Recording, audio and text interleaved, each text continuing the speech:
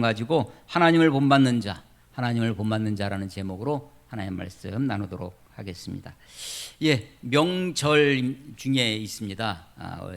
절기 중에 밝은 절기, 뭐 암절은 없으니까 어두운 절기는 없지만 이게 절기가 있는 것은 우리가 사실은 매일매일 사실은 해가 뜨고 해가지고 똑같은 날들이 계속되어지는데 그런 날들 가운데 이 마디마디를 끊어주는 것, 그래서 한 마디가 끝나고 또 다른 마디가 시작되어지는 그 마디 절자를 써서 이제 절기라고 하는데 그 중에 그 마디가 되는 부분이 우리가 명절이라고 하죠. 뭐 우리는 이제 고유의 명절이라고 하는 이제 추석과 설이 있는데 이것은 물론 달이 지고 달이 뜨는, 우리는 이제 음력, 이 원력에 따라서 그렇게 되어지는 것이죠. 히브리인들은 그들의 역사와 관계되어 있습니다. 그들의 특별히 하나님이 저들을 구원하신 날 유월절, 또 그들이 광야에서 텐트를 치고 초막을 지고 지냈던 초막절, 뭐 첫 열매를 맺는 초실절, 뭐 이런 그들의 역사와 그들의 하나님이 그들을 어떻게 인도해 오셨는지와 관계되어져 있습니다. 이런 절기를 맞아서 우리 가족들도 함께 만나고 또 고향도 가고 또 떠나온 고향 교회도 이렇게 방문하고 할 수 있는 것이 우리에게 참 좋은 또 유익한 시간이고, 또 우리 자신을 돌아보기도 하고 우리 친지도 돌아보고 우리의 지난 날도 돌아보고 할 수 있는 좋은 마디가 될 수 있는 그런 날이라 생각되어집니다. 이 절기 중에 있는 주일이지만 주님을 함께 예배하고 주님 앞에 나올 수 있어서 정말 감사하고 귀하다고 생각되어집니다. 에베소서 말씀을 9월에 들어서 함께 매일 아침 또 묵상을 하고 있는데요. 지난주에 이어서 오늘 두 번째 에베소서의 말씀입니다. 에베소 교회는, 에베소는 바울 전도에 있어서 1차, 2차, 3차 전도 여행의 중심이 바로 에베소입니다. 그리고 에베소에는 아주 중요한 아주 한 지역이 있었는데 그게 두란노 서원입니다. 그래서 에베소에서는 처음에는 회당에서 시작했다가 두란노 서원이라고 하는, 지금도 에베소에 가보면 고대에 지금부터 약 2000년 전에 있었던 로마 시대의 에베소가 지금은 튀르키예라고 부르는 터키의 서쪽 해안 항구 도시였습니다. 지금도 이제 많은 순례객들이 방문하는 지역인데 이때 바울 시대만 해도 1세기만 해도 항구 도시였습니다. 그런데 이제 도시가 점점 커지니까 주변에 있는 나무들을 많이, 그때는 연료가 대부분 땔감 나무들이었으니까요, 나무를 많이 벌목을 했답니다. 그래서 그 나무가 벌목되니까 비가 오고 하면 침식작용이 일어나서 지금은 항구가 아니라 지금 유적지는 바다에서부터 약 4km 정도 안에 있어요. 그러니까 이제 4km 정도가 침식으로 이렇게 채워져 있는 그런 곳이 되고 말았습니다. 지금도 가보면 그 로마 시대의 그 대리석으로 그 도시 전체가 마치 아스팔트 해두듯이 그렇게 도로가 이렇게 깔려 있고요. 그리고 그때 당시 아주 상업이 굉장히 발달했는데, 상업이 발달하면 많은 사람들이 오고 가고 하다 보니까 이제 그 인류에 남아 있는 가장 오래된 광고판, 이제 광고판이 바닥에 남아 있어요. 바닥에 이게 무슨 집이다, 뭐 하는 집이다. 우리 직업 중에 아주 오래된, 제일 오래된 직업이 뭘까요? 아주 오래된 직업 중에 하나가 이게 매춘이랍니다. 그래서 이곳이 매춘, 성매매하는 장소다 알려주는 광고판이 바닥에 남아 있는 그런 도시가 에베소입니다. 에베소에는 이 아르티메데스라고 하는 그 여신이 이렇게 뭐 고대 이집트의 버금가는 7대 불가사리의 하나가 그 아르테미 신전이라고 그래요. 그래서 아테네에 가면 파르테논 신전보다 약 2배 이상 큰 신전이 있었다고 하고, 그 아르테미 여신 풍요와 다산을 상징하는 그 가슴이 수없이 달린 그 여신이 있습니다. 풍요와 다산, 그래서 그 어머니의 젖, 지금 많은 그 풍요와 다산을 상징하는 그런 여신상이 대형 박물관에, 물론 영국이가 뺏어라 갖다 놨겠죠. 대형 박물관에 이렇게 있다고 합니다. 그러니까 바울 시대의 에베소는 굉장히 무역과 상업이 발달된 도시였고, 지금의 이 터키 소아시아 지역에 영향력 있는 곳이었습니다. 거기서 3년간, 그러니까 바울 전도에 있어서, 바울의 전도에 있어서 3년이라고 하는 것은 굉장히 오랜 기간 사역을 한 것이죠. 그래서 나중에 바울이 그곳에 자기의 수제자, 바울의 제자하면 누가 생각나세요? 디모데가 바로 에베소에서 바울의 뒤를 이어서 사역을 했던 곳이기도 합니다.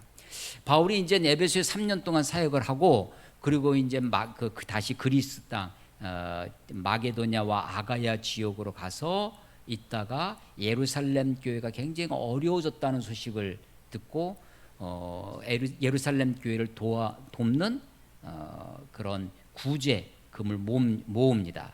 구제원금을 모아서 예루살렘으로 가는데, 그때 예루살렘을 가면 바울이 큰 어려움에 닥칠 것이라는 것을 바울도 예감합니다. 그리고 사도행전에 보면 그것을 예언해 준 많은 사람들이 있었어요.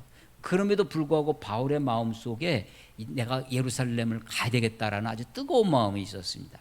그래서 에베소 교회 이야기가 18장에 나오는, 사도행전 18장에 나오는데요. 20장에 가면 이제 마지막 예루살렘으로 가기 전에 밀레도라고 하는 곳에서 에베소에 있는 사람들을 불러다가 에베소 장로들을 불러다가 고별 연설하는 장면이 20장에 나옵니다. 눈물로 이야기합니다. 또 그 사람들이 그 바울을 가지 말라고 눈물로 기도하고 그런 아주 뜨거운 장면이 에베소 20장에 있습니다. 자기가 죽기를 각오하고 내 사명의 길이 마치려 하면은 내 목숨이라도 아까우지 않겠다고 고백하는 장면이 사도행전 20장에 나옵니다. 그리고 나서 예루살렘에 가죠. 그 예언한 대로 또 예견한 대로 예루살렘에서 죄수로 체포가 되어서 로마로 압송이 됩니다. 바울이 로마 시민권자이기 때문에 그 시민권을 활용을 해서 거기서 이스라엘에서 가이사랴에서 재판받지 않고 나는 로마 가서 재판받겠다라고 자기 로마 시민권을 주장했어요. 그래서 로마로 옵니다. 로마에 와서 감옥에 있는 약 2년 동안 로마 감옥에 있는데, 그 로마 감옥에서 우리가 있는 철조망이 있는 그런 감옥이 아니라 이 가택연금 같은 일반 가정에서, 그렇지만 밖에는 마음대로 나가지 못하고 손님들도 접견하고 할 수 있는 그런 감옥이었어요. 그 감옥에서 편지를 씁니다. 4권의 편지를 쓰는데 그것이 에베소서, 골로새서, 빌립보서, 빌레, 몬서가 됩니다. 그 중에 하나 우리 에베소서를 우리가 지금 함께 나누고 있고요. 이 에베소서의 특징이 우리 지난주에도 말씀드렸지만 에베소에는 특정한 문제가 없다. 우리가 그 전에 바로 이 에베소서 바로 전에 데살로니가 전서를 함께 나눌 때 데살로니가 전서와 후서의 문제는 종말론이었다. 그릇된 종말론 때문에 그랬는데 이 에베소에는 특정한 문제가 없습니다. 그리고 에베소서에는 특정한 인물, 특정인에 대한 안부가 없어요. 그래서 바울 편지의 그 끝에 보면 다 누가 너희들에게 문안하느니라, 누가 너희들에게 문안하느니라, 또 누구누구에게 문안하라, 누구누구에게 문안하라고 하는 특정인들의 안부 이야기가 편지 뒤에 나옵니다. 근데 에베소에는 그 특정인의 안부가 없다는 거예요. 그래서 이 에베소서의 특징이 뭐냐? 에베소라는 이름으로 에베소 교회에 보냈지만 에베소 교회에 보내는 것이 아니라 에베소 교회를 중심으로 하는 그 당시 소아시아 일대에 여러 교회들이 회람용으로 함께 돌려 읽으라고 보낸 편지, 이게 바로 에베소서다라는 것입니다. 그러니까 여기는 특정한 내용이 아니라 보편적인 이야기, 교회 이야기가 에베소서의 큰 교리적으로는 2가지 교리가 중심인데 하나는 구원론이고 하나는 교회론입니다. 에베소서는 구원론과 교회론이 에베소서의 특징인데, 이 교회가 어떤 특정한 교회가 아니라 보편적 교회, 에큐메니칼, 우리가 처치라고 보통 이야기하는 유니버셜 처치, 우주적인 교회, 보편적인 교회에 관한 이야기다라는 것입니다. 얼마 전에, 며칠 전에 들은 뉴스 중에 하나가 오징어 게임이 미국 LA시에서 오징어 게임의 날이라는 것을 제정했다고 합니다. 이게 뭐 오징어 게임, 우리 거기에 나오는 이 게임이 뭐 줄다리기부터 해서 이 달고나 혹은 또 무궁화 꽃이 피었습니다. 이런 게 아주 지극히 한국적인 게임이에요. 그런데 그곳에서 표현되어지는 것은 인간의 보편적인 탐심, 그래서 굉장히 폭력적이고 자극적이지만 인간의 우리 시대의 보편적인, 특별히 사실은 신자유주의 이후에 아주 극한 경쟁, 1등만 살아남는 그런 것에 우리 시대를 대표하면서 인간의 보편적인 문제를 다루었다. 그래서 특별히 아시아와 태평양의 지역의 문화를 하나로 어울리게 했다라는 취지로 이 아시안 게임이 오징어 게임의 날 9월 17일입니다. 이제 돌아오는 토요일인데 그날이 처음 오징어 게임을 출시한 날이래요. 출시를 기념해서 오징어 게임의 날을 제정해서 우리나라도 아니고 그것도 미국에서 한 문화를 영화를, 대중 영화를 기념하는 그런 날을 정했다고 하는 것이 새롭습니다. 자, 이 에베소서라는 이름을 가지고 있지만 에베소서 교회의 특정한 이야기가 아니라 보편적인 이야기였다라는 거예요. 그렇다면 이것이 2000년 전에 쓰여졌지만 지금 우리들에게도, 우리 교회에게도, 우리 시대의 여러 보편적인 지역사회, 지역교회의 다양성에도 불구하고 우리들에게 주시는 하나님의 말씀이 이 속에 있을 것이다 라고 하는 것이죠. 자, 바울 서신의 특징이 대부분의 구조가 그렇습니다. 앞부분에는, 전반부에는 교리적인 것을 다루고 후반부에는 윤리적인 것을 다룹니다. 교리라고 하는 것은 존재에 관한 것이죠. 우리가 무엇을 믿느냐, 무엇을 아느냐라고 하는, 무엇을 믿느냐, 믿음의 문제를 다루는 거예요. 비잉의 문제. 뒷부분 윤리라고 하는 것은 우리가 어떻게 살아야 할 것이냐, 두잉의 문제죠. 그래서 이 바울 서신의 특징이 앞부분은 교리, 뒷부분은 윤리. 우리가 어떤 존재냐, 우리의 신분이 어떠한 것이냐라는 것을 가르쳐주고, 뒷부분 우리가 어떻게 살아야 되느냐, 우리가 어떻게 행해야 되느냐, 행함의 문제를 다루고 있습니다. 물론 이것이 나뉘어지는 것은 아닙니다. 내가 어떤 존재이기 때문에, 내가 이런 사람이니까, 이런 존재이니까, 우리가 이러니까 이렇게 살아야 된다. 그래서 이것이 서로 연결되어져 있고 하나처럼 유기적으로 되어 있어요. 그래서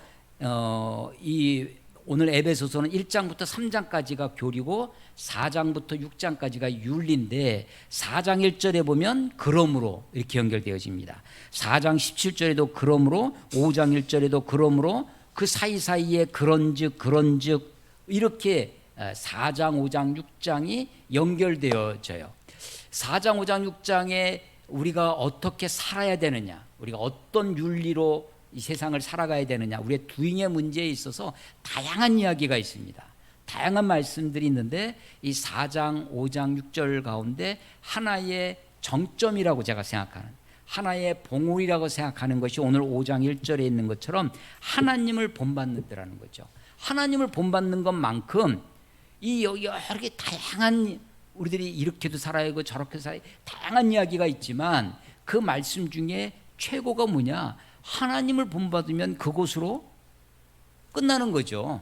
하나님을 우리가 하나님처럼 된다고 하는 것은, 그래서 이 5장 1절에, 물론 4장 1절부터 해서 우리가 부르심에 합당하게 행해라라는 말씀으로부터 시작되어지는 이 윤리적인 부분, 우리 행함의 문제에 있어서 여러 가지 이야기가 있지만 최고는 하나님을 본받는 것이다. 그러니까 우리가 어떻게 하면 하나님을 본받을 수 있을까? 하나님을 본받는다는 것은 어떤 이야기냐, 어떤 말씀이냐라고 하는 것을 한 주간 동안 저도 생각했었고 오늘 여러분들과 함께 나누려고 하는 것입니다. 4장 1절에 보시면 그러므로 주 안에서 갇힌 내가, 이 갇혔다라고 한 이 바울의 옥중서신이라는 것을 우리가 알 수 있죠. 주 안에서 갇힌 내가 너희를 권하노니, 이게 권하는 말씀이에요. 4장 17절에도 보면 그러므로 내가 이것을 말하며 주 안에서 증언하노니, 바울이 지금 권하고 증언하면서 너희가 이러이러한 사람이니까. 그래서 앞부분에서 우리가 어떤 존재냐, 1장부터 3장까지는 특별히 구원론과 교회론, 우리가 이렇게 보통 교리적으로 설명하는데 우리가 어떻게 구원받았느냐, 그 구원받았다고 하는 것의 절정을 저는 지난주에 1장 7절에 있는 속량이라고 하는 단어로 말씀드려요. 속량, 천민이 양민이 되는 것, 신분이 바뀌는 것을 속량이라고 했는데, 그때 속자는 돈을 값을 지불해서 노예가, 죄인이 자유인이 된다고 하는 의미를 속량이라고 했다. 그래서 바울은 것을 친절하게 속량 곧 죄사함을 받았느니라. 그래서 우리가 영원히 불순종의 자녀, 하나님의 진노의 자녀였는데 이제 죄사함을 받아, 속량함을 받아, 하나님의 구원을 받아 하나님의 자녀, 하나님의 백성이 되었다라고 하는 것입니다. 그래서 그것의 근원은 어디 있냐면 1장에 보시면요, 1장 20절에 보시면 그의 능력이, 하나님의 능력이에요. 하나님의 능력이 그리스도 안에서 역사하사, 그리스도 예수님께 역사했다는 거예요. 하나님의 능력이 십자가에 죽은 예수를 죽은 자들 가운데서 다시 살리시고, 그리고 자기의 하늘에서 자기 오른편에 앉히사 21절 모든 통치와 권세와 능력과 주관과 이 세상뿐 아니라 오는 세상, 지금 이 세상뿐만 아니라 앞으로 오는 세상에서도 일컫는 모든 이름에 뛰어나게 하시고 만물을 그 발 아래 복종하게 하시고 그를 만물 위에 교회의 머리로 삼으셨느니라. 교회는 그의 몸이니. 자, 그래서 하나님이 예수 가운데 그리스도 안에서 역사하셔서 그를 죽은 자 가운데서 살리시고 또 그를 일으키시고 하늘 보좌 우편에 앉히시고, 그래서 많은 만물을 그 발 아래 만물의 통치자로, 그리고 특별히 교회의 머리로 세우셨다. 이게 하나님의 능력이 예수께 나타난 것이에요. 그런데 그 하나님의 역사가, 예수께 나타났던 역사가 우리들에게도 나타나는데 2장 5절 보면 허물로 죽은 우리가 다 죽었던 존재예요. 그런데 죽을 존재가 아니라 죽은 존재라는 거예요. 2장 1절에도 그는 허물과 죄로 죽었던 너희를, 죽었던 존재들이에요. 그런 우리를 어떻게 살리시냐? 2장 5절 허물로 죽은 우리를 그리스도와 함께 살리셨고 너희는 은혜로 구원을 받은 것이라. 또 그와 함께 일으키사 그리스도 예수 안에서 함께 하늘에 앉히셨어요. 하나님이 우리를 구원하시는, 속량하시는 방법이 뭐였냐면 함께라는 겁니다. 누구와 함께?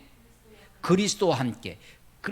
하나님의 능력이 그리스도 안에 역사하셔서 그리스도를 살리시고 그리스도를 하늘 보좌에 앉히시고 만물 위에 두셨는데, 그 그리스도와 함께 우리를 살리셨다는 거예요. 우리를 일으키셨다는 겁니다. 그리스도와 함께 우리를 하늘 보좌 우편에 앉히셨다는 거예요. 함께, 그리스도와 함께. 그런데 그리스도와 함께 우리를 살리시려면 우리를 어떻게 되냐면 우리를 그리스도 안에 두어야 된다는 겁니다. 그리스도 안에. 그래서 이 에베소서에 가장 많이 나오는 단어 그리스도 안에라는 겁니다. 그래서 바울 신학의 특징이 뭐냐면 엔크리스토스라고 하는 그리스도 안의 신학입니다. 그래서 바울 서신의 13권 중에 굉장히 많은 반복되어지는 것이 그리스도 안에, 그리스도 안에서, 그리스도 안에서라는. 왜 우리 그리스도 안에, 우리가 그리스도 안에 있으면 그리스도를 살리시면 우리가 그와 함께 살리심을 받는다는 것입니다. 그런데 이것이 에베소에는 그 소아시아의 유대인과 헬라인, 이방인들이 함께 있었습니다. 그리고 그래서 그들과 함께 이 유대인들만이 아니라 이방인들까지, 그게 이제 2장 후반 11절부터 2장 11절을 보면 그러므로 생각하라 너희는 그때 육체로는 이방인이요 손으로 육체 행한 할례를 받은 무리라 칭하는 자들로부터 그 유대인들이죠. 할례를 받지 않은 무리라 칭함을 받은 자들이라. 그때 너희는 그리스도 밖에 있었고 이스라엘 나라 밖의 사람이라 약속의 언약들에 대해서는 외인이요 세상에서 소망이 없고 하나님도 없는 자이더니. 그때는 우리가 다 밖에 있었어요. 외인이었습니다. 그런데 이제는 전에 멀리 있던 너희가 그리스도 예수 안에서 그리스도의 피로 가까워졌느니라. 가까워졌어요. 누구랑 가까워졌냐면 유대인과 이방인이 가까워진 겁니다. 하나가 되었습니다. 그래서 이제 인종이나 혈통이나 이런 것과 구별 없이 그리스도 안에 있으면 만물이 그 안에 통일되게 하는 것처럼 그리스도 안에 있으면 그리스도와 함께 유대인이나 이방인이나 남자나 여자나 자유인이나 노예나 구별 없이 다 하나가 되는, 그래서 교회의 하나됨을 설명하는 것이 이 교회론의, 에베소서에 나와 있는 교회론의 핵심입니다. 3장 6절에 보면 그것을 아주 명확하게 설명하는 것이 이는 이방인들이 복음으로 말미암아, 정말 복음이죠. 이 복음으로 말미암아 그리스도 예수 안에서 함께 상속자가 돼. 아니 옛날에는 유대인들만, 아브라함의 혈통적 아브라함의 자손들만 하나님의 상속자였어요. 그런데 이제 함께 상속자가 됩니다. 함께 지체가 되고 함께 약속에 참여하는 자가 되니라. 그래서 이 에베소서의 함께라고 하는 단어는 하나님께서 우리를 구원하시고 우리들 가운데 역사하시는 중요한 단어가 되는 거죠. 자, 그래서 하나님이 우리들을 그렇게 구원하시고 우리를 함께 한 교회로 하나님 앞에 통일되게 하셨는데, 그러니까 우리가 어떻게 살아야 되느냐? 그것이 4장 이하의 부분이다. 4장 1절에 보면 그러므로 주 안에서 같이 내가 너희를 권하니 너희가 부르심을 받은 일에 합당하게 행하여, 합당하게 행하라고 권하는 거예요.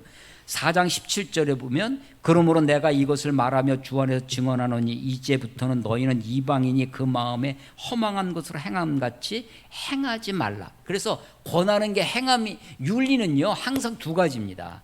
행하라, 행하지 말라는 거죠. 행하는 것, 행하지 말라.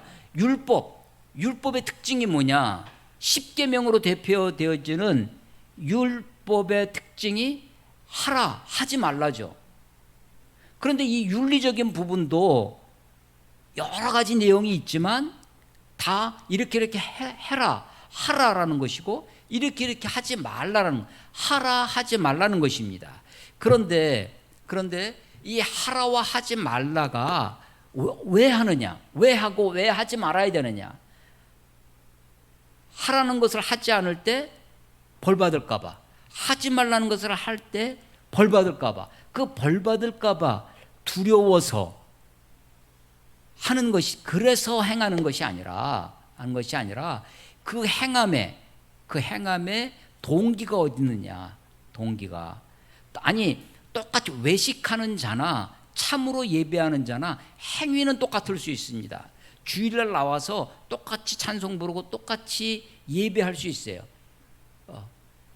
그런데 그 하나님은 우리의 중심을 보신다고 하는데, 그러니까 율법을 행하는데 율법주의자들과, 그러니까 율법을 폐하러 오신 것이 아니라 율법을 완성하러 오신 분이에요. 율법의 완성은 무엇이냐면 사랑이죠. 그래서 겉으로 드러나는 행위로 보면 똑같을 수 있습니다. 그런데 그 동기가 무엇이냐라고 하는 것이죠. 오늘 5장 1절에 보면 그러므로 사랑받는 자녀같이 너희는 하나님을 본받는 자가 되고, 사랑이 동기가 되는 거예요. 사랑이. 5장 2절에 그리스도께서 너희를 사랑하신 것 같이 너희도 사랑 가운데서 행하라. 그는 우리를 위하여 자신을 버리사 향기로운 제물과 희생 제물로 하나님께 드리셨느니라. 자, 하나님을 본받으라 라고 하는데, 하나님을 본받는 자가 되라고 하시는데, 본을 받으려면 뭐가 있어야 되냐면 본이 있어야 됩니다. 본이 있어야 본을 받죠. 우리 요즘은 남학생 여학생 구별 없이 가사 시간을 같이 하는데, 옛날에는 이제 남자들은 기술, 공업 이런 것만 배웠고 여자들은 가정, 가사만 따로따로 배우던 시절이 있었습니다. 저희가 이제 위에 누이가 있어서 이렇게 보면 뭐 이렇게 종이로 옷을 만들어요. 그리고 그 본을 가지고 헝겊에다 다시 그리고 헝겊을 잘라서 그 본인을 어떻게 만드느냐에 따라서 이 실제 제품이 달라지는 거죠. 본이 중요한 겁니다. 본을 받는 거예요. 우리들에게 본이, 하나님을 본받으려면 하나님을 본받을 본이 있어야 되는데, 본이 뭐냐? 본이 본 곳이 있어야 되겠죠. 우리에게 하나님은요 보이지 않는 분이세요. 하나님은 영이시니, 하나님은 영이신데 보이는 게 없어요. 보이는 게 있어야 본이 있는데 그 보이지 않는 하나님을 우리에게 보여주신 분이 있어요. 그게 누구예요? 예수님이에요. 그래서 아들을 보고 믿는 자마다, 아들을 본 자는 곧 아버지를 보았다. 예수님이 육신으로 오신 예수님, 말씀이신 하나님이 말씀이 육신이 되어 우리 가운데 거하심에, 그 육신으로 오신 예수님이 우리들의 본이라는, 하나님을 본받으려면 우리가 누구를 본받아야 되겠어요? 그러니까 예수님을 본받아야 돼요. 그리스도를 본받는 거예요. 근데 그 그리스도를 본받는 그 본받음의 동기가 뭐냐? 그것이 사랑이라는 겁니다. 너희가 사랑받는 자녀처럼. 그래서 내가 죄인이기 때문에, 내가 종이기 때문에 행하는 것이 아니라 내가 자녀이기 때문에, 자녀로, 사랑받는 자녀로 행하는 것이라는 겁니다. 그래서 그리스도께서 보여주신 본이 뭐냐면, 너희를 사랑하신 것 같이 너희도 사랑 가운데서 행하라. 예, 사랑이 동기입니다. 그 사랑이 동기가 되어서 방법이 뭐냐? 방법이 자기를 버리시는 거예요. 우리를 위하여 자신을 버리사 향기로운 제물과 희생 제물로 하나님께 드리셨느니라. 하나님께 드렸다. 이게 궁극적인 목적입니다. 하나님께 드리는 것이 궁극적인 목적이에요. 그런데 방법이 뭐냐면 자기를 버리는 거예요. 자기 희생. 자기 희생의 절정이 뭐였냐면 십자가입니다. 그러니까 기독교는요, 기독교의 사랑은 그 목적이 선하지만 목적만이 아니라 방법이 기독교적이어야 됩니다. 방법이 뭐냐? 그게 십자가예요. 방법이 자기 희생입니다. 교회가 잘못하는 것 중에 하나가, 교회가 가지고 있는 힘으로, 교회가 가지고 있는 재력으로, 교회가 가지고 있는 쪽수로, 사람 수로, 사람을 동원해서 어떤 교회가 뜻하는 바를 이루려 하는 것. 그래서 서울 시청 광장에, 광화문 광장에 교회 이름으로 모여가지고 데모를 합니다. 데몬스트레이션을 하는 거죠. 이런 방법 때문에 사실은 목적이 아무리 선해도 방법이 기독교적이고 성서적이지 않다면 이 목적이 이 방법을 정당화해 주지 않습니다. 그래서 우리가 여기서요, 본이 있는데 그리스도의 본이에요. 그리스도가 본이야. 그리스도를 갖다 대고 종이를 가지고 헝겊에다 대듯이 하나님을 본받으려면 그리스도라는 본으로 우리가 본을 떠야 돼요. 근데 그것은 동기가 사랑입니다. 방법이 자기 희생이에요. 십자가입니다. 궁극적인 목적은 하나님이에요. 하나님께 자신을 드리는 것입니다. 그래서 하나님을 본받기 위하여 우리가 그리스도를 본받아야 되는데, 그리스도가 어디 계세요? 그리스도, 예수님이 지금 십자가에 죽으시고 부활하셔서 하늘 보좌 우편에 가셨습니다. 그래서 우리가 그 예수님마저도 우리가 지금 볼 수가 없는 거예요. 예수님 당시에는 사도들은 예수님과 함께 갈릴리 바닷가에서 유대 광야에서 함께 있었습니다. 그런데 그래서 우리가 그 사도를 보면, 이 신약교회에, 우리 기독교의 중요한 정신이 뭐냐면 사도성이라는 겁니다. 성경이, 신약 성경을 우리가 어떻게 이것을 정경으로 받아들이게 되었는가? 복음서에도요, 베드로 복음서라는 게 있다는 거예요.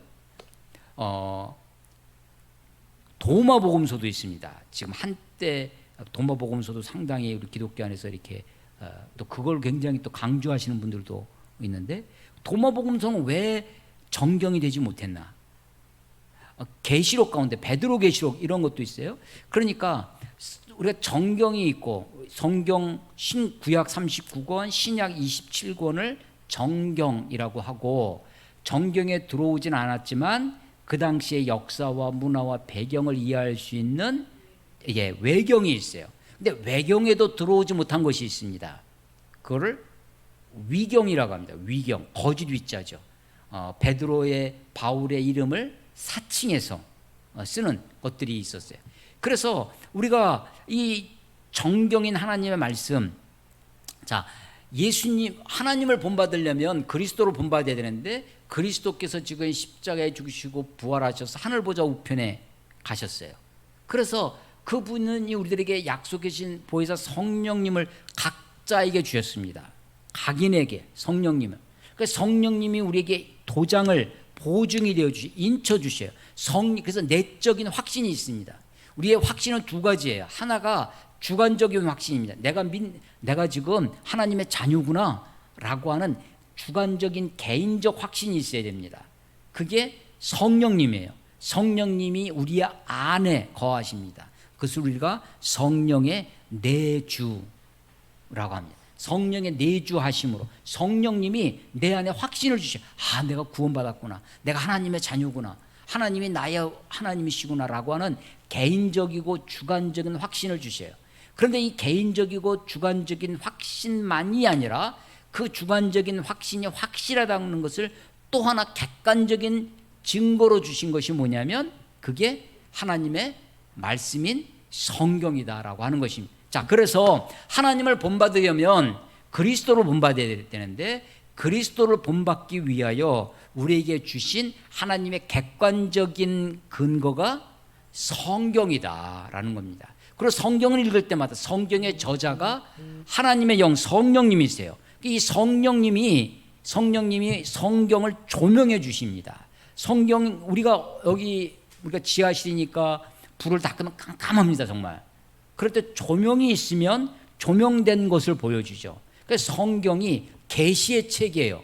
하나님의 계시로 기록되어진 하나님의 말씀을 읽을 때 이 말씀을 우리에게 깨닫게 해주시는 성령의 조명하심이 있습니다. 그래서 본받기 위하여 하나님을 본받는 자가 되려면 그리스도를 본받아야 되는데, 그리스도를 본받기 위하여 우리가 힘써야 할 것이 뭐냐면 성경이다. 하나님의 말씀이라는 것이 개인적인 주관적인 확신만 가지고 있는 것이 아니라 객관적인 확신.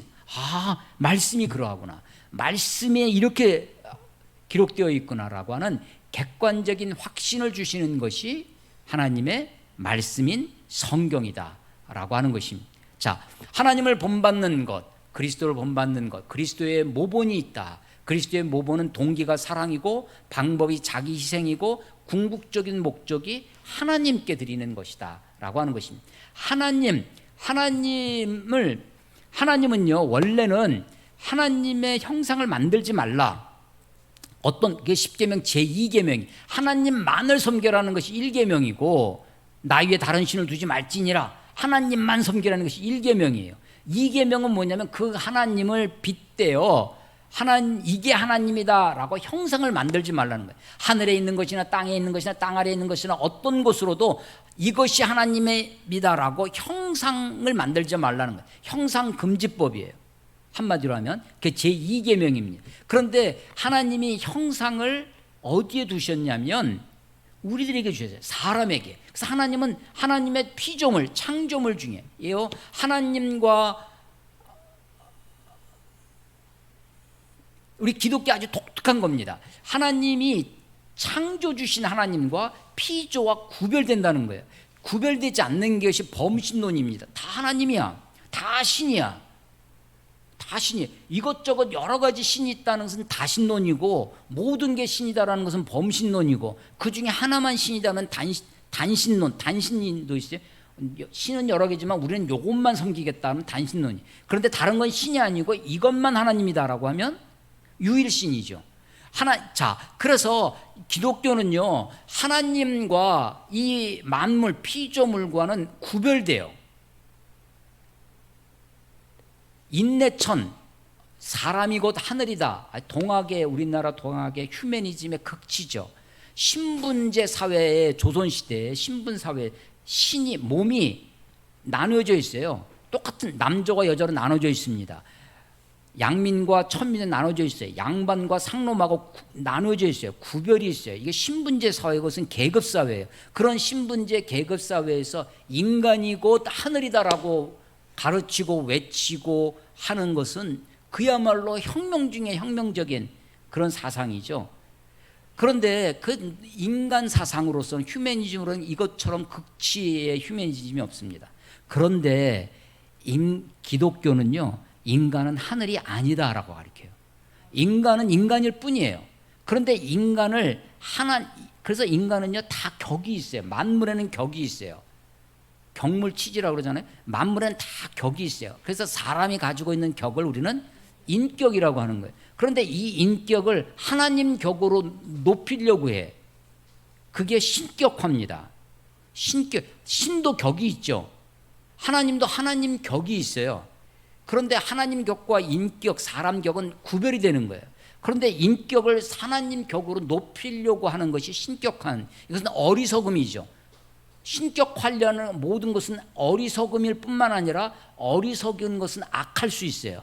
그래서 어떤 인간이 누구를 신격화시키면서 누구를 높이면서 다른 인간들을 낮추는 거예요. 그래서 사람들을 억압합니다. 모든 신격화는 억압이 있어요. 모든 신격화는 사람의 자유를 억압하고 사람을 낮추고 사람을 강제하고 폭력적인 것이 신격화에 있습니다. 가정에서도요, 사실은 다 동일합니다. 할아버지, 아버지, 자녀가 있지만 다 똑같은 인격이에요. 그런데 아버지를 존경하고 할아버지를 존경하는 것은 필요하지만 그것을 너무 과도히 높이면 가부장적인 가정이 돼서 다른 사람들을, 혹은 남자를과 여자를, 이게 모든 이것이 차등을 두기 시작하면 평등이 깨어지고 사회가 뒤틀리기 시작하죠. 그래서 모든 신격은요, 모든 신격화에는 인간의 어리석음은 악함과 통합니다. 그래서 결국 사회를 억압하고 강제하고 폭력적인 것이 신격화의 사회에서 나타나요. 그런데 그런 신격화만 있는 것이 아니라 자본주의 사회에서, 이 물량이 사회에서 인간을 신격화하는 것의 또 다른 측면이 물격화예요. 인간을 사물화시킵니다. 인간을 어떤 도구적인 인간으로, 인간을 어떤 기계 한 부속품인 것처럼 인간을 존중하지 않고, 인은 격이 있어야 되는데 인을 물로 떨어뜨리는 거죠. 이게 인간의 물격화가 벌어집니다. 사람을 사람으로 대하는 것. 그래서 우리 이 논어에는 군군 신신 부부자자라는 말이 있어요. 임금은 임금답게, 신하는 신하답게, 부모는 부모답게, 자녀는 자녀답게, 군군 신신 부부자자. 이걸 어떻게 해석할까? 임금은 임금다움이 있어야 된다라고 번역했지만 임금은 임금이고 신하는 신하고 나뉘어져 있다. 신분이 다르다 라고 해석할 수도 있겠죠. 하나님은 하나님이세요. 인간은 인간입니다. 그렇지만 인간은 만물보다는 뛰어나요. 하나님은 여타의 다른 동물하고는, 다른 것과는 비교할 수 없게 인간을 특별하게 창조하셨어요. 그 특별한 창조가 하나님의 형상이에요. 하나님의 형상대로를 창조하시고 하나님을 닮도록 창조했어요. 그러니까 인간의 특별함은 인간이 가지고 있는 능력이 있는 것이 아닙니다. 인간의 신체적인 능력이나 이런 것이 있는 게 아니에요. 하나님을 본받으라고 하는 것은 하나님의 능력을 본받으라는 것이 아니에요.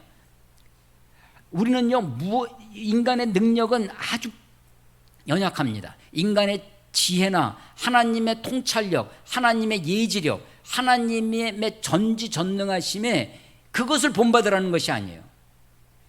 그러니까 본받으라고 하는 것은 하나님의 성품을 본받는 것이지 하나님의 능력을 본받는 것이 아닙니다. 우리가 하나님의 형상으로 창조됐다고 해서 하나님이 되는 것은 아니에요. 하나님처럼이지, 하나님 같이 하나님이 되라는 것은 아닙니다. 하나님을 닮아가도록 하나님 우리들에게 그렇게 요구하시고 그렇게 창조하셨어요. 그래서 하나님이 어떤 형상을 만들지 말라고 했는데 하나님이 형상을 사람에게 뒀다는 것이고, 그리고 하나님이 형상을 만들지 말라, A는 B다, 이게 비유법인데요. A는 B다, 그러니까 A는 B다, 이게 하나님. A를 우리가 볼 수 없으니까 B를 만들어 놓고 이게 하나님이야. 이게 하나님의 나라가요, 비유입니다. 하나님의 나라는 씨와 같으니, 밭에 씨를 뿌리는 이 밭의 씨가 하나님의 나라일 수는 없죠. 근데 그걸 보고 하나님의 나라를, 하나님 나라는 이런 것이구나, 우리가 그림을 그리게 해주시는 것이 비유법인데, A는 B다라는 거예요. 그런데 이게 하나님이다라고 만들지 말라는 거예요. 근데 A는 B다라고 성경에 가르쳐주고 있는 것이 있습니다. 하나님은 무엇이다 라고 하는 것, 대표적인 게 뭐냐면 하나님은 말씀이다라는 거예요. 요한복음 1장 1절에 태초에 말씀이 계시니라, 이 말씀이 하나님과 함께 했으니 이 말씀은 곧 하나님이시니라. 말씀이 하나님이세요. 그래서 하나님 이퀄 말씀이라고 우리가 할 수 있어요. 또 하나가 요한복음의 이 요한복음, 요한 1, 2, 3, 4, 요한계시록, 이게 다 요한의 작품인데, 요한신학, 요한 문서인데, 요한복음 1장 1절에는 말씀이에요. 요한 1서에는 하나님은 무엇이다라고 하는 게 또 나와요. 사랑이에요. 사랑. 하나님은 사랑입니다. 하나님은 또 하나가 있어요. 빛이라는 거. 그 외에는 하나님은 무엇이다라고 하는 것이 이다라고 하는 것이 없어요. 하나님은 뭐뭐하다, 하나님은 인자하심이 풍부하다, 하나님은 자비가 많으시다, 그런 하나님을 묘사하는 말은 있어도, 그래서 하나님은 말씀이십니다. 하나님은 사랑이세요. 하나님은 빛이십니다. 그래서 우리가 하나님을 본받는 자들, 그래서 하나님의 말, 그래서 이 에베소서의 행함에 있어서 많이 반복되어주는 것이 뭐냐면, 우리가 인간이 어떻게 말해야 하느냐라는 것이 이 에베소서 4, 5, 6장, 우리가 행함에 있어서 중요한 포인트가 말이에요. 그리고 3절 4절에 음행과 온갖 더러운 것과 탐욕은 너희 중에서 그 이름조차 부르지 말. 이 음행, 더러운 것, 탐욕, 그것은 행동이죠. 근데 그것을 이름조차, 말이 굉장히 그 시발점이에요. 그 이름조차도 부르지 말라. 이는 성도의 마땅한 바니라. 누추함과, 이 누추함이 사실은요, 누추한 말이에요. 그래서 외설적인 말, 음란한 말이라고 번역되어 있는 성경이 있어요. 그래서 누추함과 어리석은 말이나 희롱의 말이 마땅치 아니하니 오히려 감사하는 말을 하라. 그래서 이 행함의 근원 중에 하나가 말입니다. 말. 내가 어떤 말을 하는, 그래서 그 사람의 말을 보면요, 말이 곧 그의 인격일 수 있어요. 물론 우리가 아주 거짓돼서 말로는 정말 청산유수처럼 포장할 수도 있습니다. 그런데 가만히 들어보면요, 그 말의 진정성이 드러납니다. 그래서 말은 곧 인간은 거짓되어서 그 말마저 거짓되게 할 수 있어요. 그런데 하나님은요, 진실하신 분이어서 하나님과 말씀이 분리되지 않습니다. 하나님과 말씀이, 하나님이 거짓된, 하나님 못하시는 것 한 가지가 거짓말이에요. 하나님은요, 사람과 달라요. 인간은 거짓말을 하죠. 말과 행함이 다를 수 있어요. 내 속에 이런 것이 있지만, 음탕하고 누추하고 한 것이 있지만 겉으로는 친절한 말을 할 수 있어요. 이게 인간이. 그런데 하나님은 그렇지 않아요. 그래서 이 하나님을 닮아가는 것 중에 중요한 것이 말입니다. 내가 어떤 말을 하는 사람인가, 내 속이 어떤 사람인지를 알 수 있는 것 중에 하나죠. 그래서 누추함이나 어리석은 말이나 희롱의 말, 이런 것을 하지 말라라고 하는 것입니다. 그래서 그 말이 결국 드러나는 것이 우리들의 삶의 결과물인데, 열매인데, 그것이 빛으로 드러납니다. 빛은요, 모든 것을 드러나게 돼요. 물론 우리는 태양과 같은 발광체능은 아닙니다. 태양은 360도 빛이 나지만 달은 그 태양 빛을 받아서 비추는 반사체에 불과합니다. 뭐 100년 만에 나타나는 큰 보름달이라고 하는데, 보름달이 아무리 100년 만에 오는 큰 보름달을 볼 수 있는 때라 해도 구름이 끼면 하나도 볼 수 없습니다. 아무리 달이 커도 월식이라는 거 있잖아요. 가리면 못 보이는 거예요. 그래서 내가 어떤 존재냐, 내가 하나님의 자녀이지만 내가 죄로 오염되어 있으면 마치 구름이 끼듯이 우리가 그 빛을 발할 수가 없는 것이죠. 그래서 이 빛의 자녀들처럼 우리가 행하라고 8절에 보면 빛의 자녀, 우리가 빛의 자녀예요. 이것은 완전히 우리 신분이 그것을 강조하는 게 1장, 2장, 3장입니다. 전에는, 그때는, 이제는 완전히 우리가 신분이 바뀌었습니다. 그러니까 전에는 어두움이더니 이제는 주 안에서 빛이라, 빛의 자녀들처럼 행하라. 빛은 결과적으로 나타나는 것이, 그것이 9절에 착함과 의로움과 진실함이니라. 주께 우리 하나님을 기쁘시게 할 것이 무엇인지 생각해봐라. 시험해봐라. 하나님을 어떻게 하면 기쁘시게 해드릴까? 어디에 포인트가 있냐면 착함과 의로움과 진실함에 있는 것입니다. 그것이 하나님을 기쁘시게 하는 것이다. 물론 우리가 겉으로 예배할 수 있습니다. 의식, 어떤 행위, 겉으로 똑같이 할 수 있어요. 그렇지만 어둠에 있으면 어둠에는 열매가 없습니다. 빛의 열매, 빛에 다 드러날 것입니다. 사실은 우리가 우리 자신을 보면 여전히 죄 가운데 있고 여전히 내 마음에 누추함이 있어요. 여전히 내 마음 속에 온갖 것들이 있어요. 그런데 우리가 주님을 닮아갈 수 있는, 하나님을 닮아갈 수 있는 근원적인 힘은 어디서 오냐면 14절이에요. 그리스도께서 너에게 비추시니라. 하나님의 빛이, 그리스도의 빛이 우리에게 비추실 때, 빛은 에너지입니다. 이 온갖 만물의 에너지의 근원이 태양빛이에요. 그런 것처럼 우리는 연약하고 힘이 없어서 그리스도를 닮는 것조차도 해낼 수 없는 자들이지만 그리스도의 빛이 우리에게 비춰져서 우리가 빛의 자녀들처럼 행할 수 있겠다라고 하는 것입니다. 착함과 의로움과 진실함이 빛의 열매인 것입니다. 그러니까 우리가 큰 일을 이루어요. 어떤 업적을 이룰 수 있습니다. 어떤 성과를 이룰 수 있어요. 그런데 그 일을 이뤘는데 착함이 없어. 그 일을 이루었는데 의로움이 없어요. 그 일을 이루는데 진실함이 없다면 그것은 빛의 열매가 아닌 것입니다. 그래서 우리가 겉으로 드러나는 세상이 평가하는 방법이나 기준이 아니라 하나님의 평가의 방법, 하나님의 평가의 기준이 있다는 사실을 우리가 알아야 될 것입니다.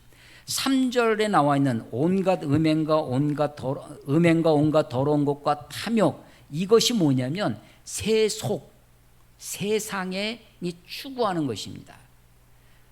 그 당시 사실은 에베소가 문화적으로 번영과 풍요를 누리던 아주 무역과 상업의 대단한 도시였습니다. 지금도 에베소에 가보면 그런 것, 그 로마 시대, 그 찬란한 문화를 그 대리석으로 온갖 지어져 있는 두란노 소원이라고 하는 셀루스 지금 그 도서관이었는데 그 건물이 지금 남아 있어요. 7대 불가사의라고 하는 것을 어떻게 알 수 있냐면 그 파르테논 신전의 2배라고 그랬잖아요. 그 아르테미 신전의 그 기둥이 128개 큰 18m의 돌 기둥이에요. 그 128개로 지은 신전이랍니다. 근데 그 중에 뭐 지진도 있었고 2000년이 지나가면서 다 없어지고 한 개가 남아 있어요. 그 한 개가, 그러니까 그 한 개 때문에 나머지 것들을 우리가 사실로 받아들일 수 있는 거죠. 그래서 그것이 이제 뭐 고대, 그래서 그만큼 번영과 풍요의 찬란한 문화를 가지고 있었던 에베소를 향해서 에베소가 추구하는 것이 뭐냐? 그 세속이 추구하는 것, 음행과 온갖 더러운 것과 탐욕이라는 거 하는 것이죠. 그 세상을 본받지 아니하고 하나님을 본받는 자, 이 세대를 본받지 아니하고 하나님의 뜻이 무엇인지 분별하여 그 뜻의 선하심과 그 뜻의 온전하심을 추구하는 사람이 그게 빛의 자녀들이고 하나님의 백성들이다라고 하는 것입니다. 에베소서 4장, 5장, 6장에 걸쳐서 우리가 어떻게 행해야 할지를 여러 가지로 말씀하시는데 저는 그것의 최고봉, 클라이막스가 하나님을 본받는 자라고 하는 것입니다. 그래서 우리의 삶의 모토 중에 하나가 바로 하나님을 본받는 자가 되어야 되겠다. 하나님을 본받으려면 그리스도를 본받아서 그리스도의 하신 그 본의 동기가 사랑이고 방법이 자기 희생이고 그 행함의 궁극적인 목적이 하나님께 드리는 것이었는데 이것을 그 그리스도를 본받기 위해 우리가 힘써야 될 것 하나님의 말씀에 집중하고 내 안에 계신 성령님의 순종하며 살아야 되겠다라고 하는 것입니다. 하나님을 본받는 자, 세상이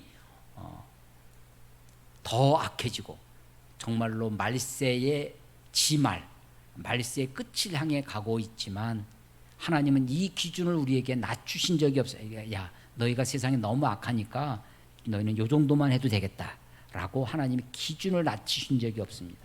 우리들에게 주신 기준, 하나님을 본받는 것입니다. 그것이 창조의 원리입니다. 하나님의 형상으로 지으신 하나님의 목적. 아까 우리의 찬송가 455장 불렀는데요. 주님의 마음을 본받는 자, 그 마음의 평강이 찾아오면 험악한 세상을 이기림이 하늘로부터 임합니다. 험악한 세상을 이기림이 하늘로부터 임한답니다. 주 모습 내 눈에 안 보이면, 안 보이죠. 주님이 딱 보이면 여러분 쉬운 게 뭐냐면 우리 교회 목사님, 우리 막 목사님을 신격화해가지고 눈에 보이면 목사님 그러면 쉬울 것 같아요. 근데 그게 하나님의 성경적 방법이 아니라는 것입니다. 주 모습 내 눈에 안 보이며 그 음성 내 귀에 안 들려도 내 영혼 날마다 주를 만나 신령한 말씀 늘 배우도다. 내 영혼 날마다 주님을 만나는 방법이 어디 있냐? 신령한 말씀을 배우는 거예요. 하나님의 말씀을 읽고 묵상하는 것입니다. 3절 가는 길 거칠고 험해야 돼. 여전히 우리가 살아갈 인생의 길은 그 가는 길이 거칠고 험합니다. 그래서 그런데도 내 마음에 불평이 없어져요. 내 마음에 불평이 없어지면 십자가 고난을 이겨내신 주님의 마음을 본받으며 주님을 본받고자 할 때 이 세상이 거칠고 험해도 내 마음에 감사가 넘쳐날 수 있다는 겁니다. 4절 주 예수 세상에 다시 오실 그날엔 무송도 변화하여.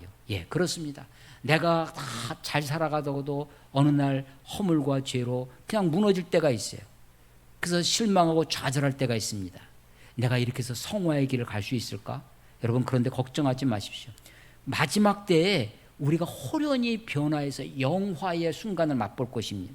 그날의 무송도 변화하여 주님의 빛나는 그 형상을 다 함께 보며 주 찬양하리. 하나님의 형상을 아직도 더럽고 추하고 연약한 하나님의 형상을 가지고 있는 일그러진 형상을 가지고 있다고 실망하거나 좌절할 필요가 없습니다. 그리스도의 빛이 우리에게 비추어졌습니다. 그래서 우리가 주님 오시는 그날, 우리가 주님 앞에 가는 그 순간 주 예수 세상에 다시 오실 그 종말의 날에 그때 그날엔 무송도 변화하여 무송도입니다. 무송도 변화하여 호련히 변화할 것입니다.